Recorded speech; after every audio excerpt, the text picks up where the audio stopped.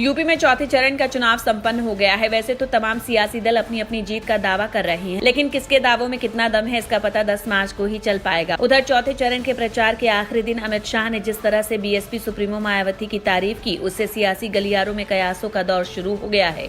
साथ ही ये सवाल उठने लगे हैं कि आखिर बीएसपी की तारीफ क्यों कर रहे हैं अमित शाह। क्या यूपी चुनाव में बीच मझधार में फंस गई बीजेपी की नाव?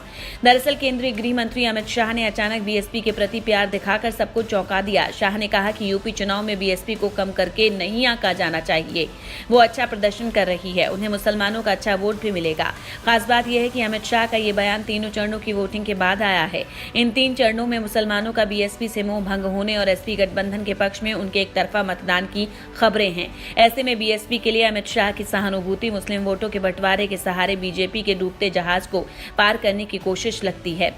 पिछले चुनाव के आंकड़े इस बात का विश्लेषण करने से ये पता चलता है कि अमित शाह ने ऐसा क्यों किया और इससे बीजेपी को कितना फायदा होगा। चौथे चरण में 9 जिलों के 59 सीटों पर वोटिंग हुई। पिछले चुनाव में इन 59 सीटों में से बीजेपी ने 51 और उसके सहयोगी अपना दल ने 1 सीट जीती थी। इस तरह बीजेपी गठबंधन 59 में से 52 सीटें जीतने में सफल रही। वहीं एसपी और कांग्रेस के गठबंधन को सिर्फ 6 सीटों से संतोष करना पड़ा। बीएसपी को भी सिर्फ 2 सीटें मिली थी। साफ है कि पहले 3 चरणों की तरह चौथे चरण के चुनाव में भी बीजेपी का दबदबा रहा। 2017 के चुनाव में बीजेपी ने 9 में से 4 जिलों में क्लीन स्वीप किया था।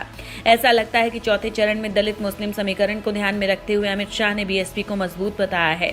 उन्होंने 9 जिलों की इन 59 सीटों पर दलितों और मुसलमानों के प्रभाव को देखते हुए ये सियासी पासा फेंका है। इंडिया न्यूज वायरल की रिपोर्ट।